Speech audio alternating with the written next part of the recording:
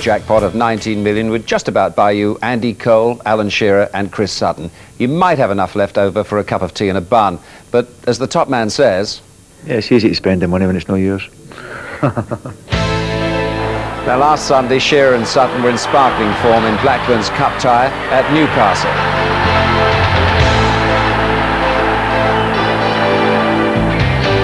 Tonight we'll see them again as the league leaders took on Nottingham Forest and their prize asset, Stan Collymore.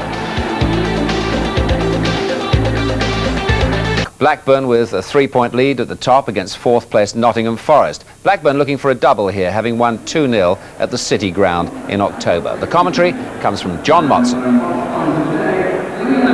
So Blackburn's Chris Sutton is relieved of the tag that until this week made him the most expensive player in the country at £5 million. Stan Collymore looked for a while as though he might have such a label pinned on him, but for the moment he stays with Nottingham Forest. And after this week's events, the value of Alan Shearer is anybody's guess, but for the time being he looks like a bargain at £3.3 million.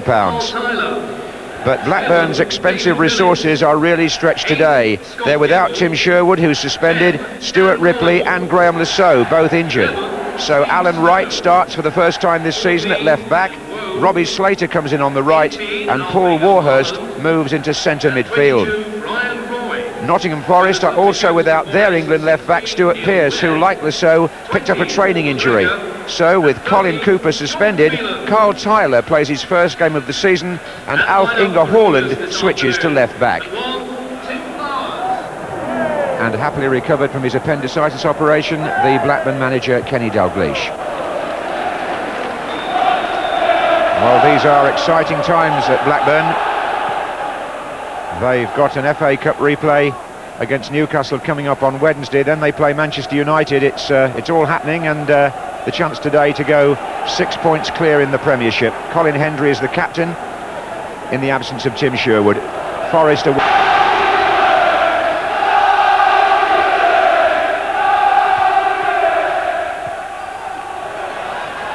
It's in by Wright. Chettle gets up first. Well, it's looking more and more as though these two central midfield players are going to be important today for Blackburn. Mark Atkins hit that superbly. He and Warhurst are just sitting behind the strikers and getting space. And when the ball comes out of a defender's head like that from Chettle, it's an open invitation. What a lovely strike, and what a good tip over by Mark Crossley. It's been played back to Berg. Chris Sutton at the far post. Shearer. The pair of them still there. Hendry is forward here. And suddenly, look at that ball from Collymore. Good vision. Scott Gemmell, Roy and Collymore in the centre. And he stumbled into the second tackle. Warhurst. Berg.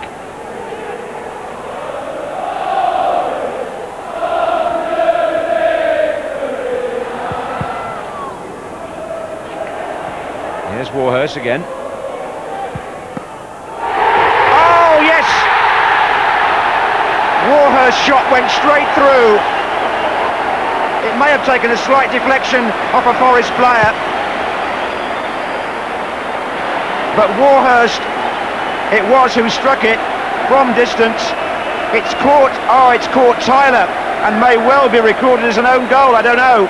The way they change scorers these days in the Premier League, some weeks later, we'll have to wait and see.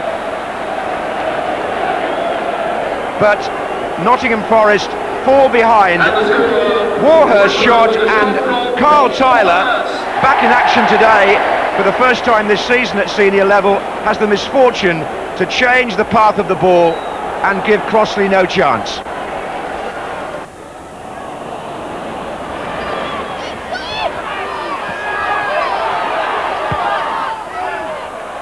Berg, Slater again, only Shearer in the middle at the minute. Sutton's out here on the right. That's his cross. Wilcox is now in the centre too. There he is. And Shearer! Oh! Well, good save. Everybody's human.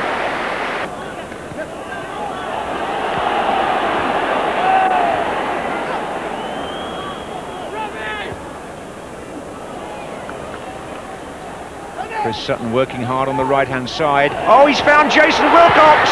It's 2!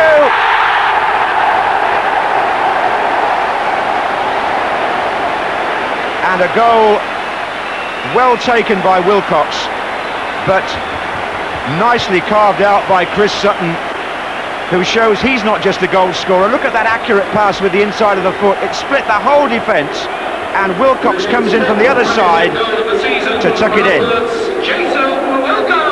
Good stuff from Sutton, and if they're caught really, Forest. They haven't tracked Wilcox's run, and he makes it 2-0 with about 12 minutes to go. And Sutton waiting, and Wilcox. Berg backs up. Wilcox going across to help the builder, Atkins. Sutton's on this side now. Oh, it's gone off the defender. It's 3-0. Chettle couldn't keep it out. Well, that does settle it now. Chris Sutton with the header. Steve Chettle on the line. 3-0 Blackburn. Atkins cross. Sutton's header away from, well, that I think has to be an own goal, doesn't it? And Blackburn Rovers go 6 points clear in the FA Carling Premiership. And Kenny Dalglish, back from appendicitis, witnesses what in the end was a comfortable victory. It's Blackburn Rovers 3, Nottingham Forest 0, and it's over to you, Manchester United.